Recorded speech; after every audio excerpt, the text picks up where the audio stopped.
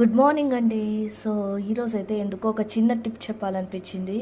చాలామంది ఫేస్ చేస్తున్న ప్రాబ్లం ఏంటి అంటే చింతపండు త్వరగా నల్లబడిపోయి అలానే పురుగులు కూడా వచ్చేస్తాయి కదండి. సో అలా రాకుండా ఉండాలంటే ఫస్ట్ కింద ఒక బేస్ లైట్గా ఉప్పేసుకొని తర్వాత ఇలా మనం చింతపండు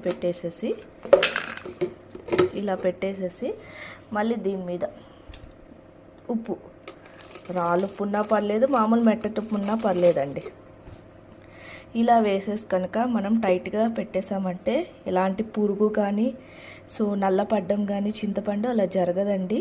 సో ఇదైతే ఈ టిప్ మన అమ్మమ్మలు నానమ్మలు టైం అప్పుడు ఇలానే చేసేవారట. సో మనకు తెలియదు కదండి. సో తర్వాత తెలుసుకున్నా నేను. సో అప్పటి నుండి అయితే నేను ఇలానే చేస్తాను. ఇఫ్ ఇట్ ఇన్ కేస్ నేను ఎప్పుడైనా మర్చిపోయి డైరెక్ట్గా చింతపండు పెట్టేస్తే నాకు సెకండ్ వీక్ కల్లా పురుగులు, చింతపండు నల్లబడిపోవడం, తెల్ల తెల్ల పురుగులు, ఆ రెక్క పురుగులు అలా వచ్చేయడం మొదలుపెట్టేవన్నమాట. సో నేను అప్పుడు రియలైజ్ అయ్యాను, ఓకే అయితే ఉప్పేసే పెట్టాలి అని. ఇలా ఉప్పేసి పెడితే ఎప్పుడు కూడా చింతపండు నల్లపడదు అండ్ ఫ్రెష్గానే ఉంటుంది. చింతపండు అంటే ఉప్పు అయిపోతుంది అనుకుంటారేమో, ఏమీ అయిపోదండి. జస్ట్ ఆ ఉప్పు పురుగు రాకుండా కాపాడుతుంది. ఓకేనా? టిప్ నచ్చితే ఒక లైక్ ఇవ్వండి. Thank you.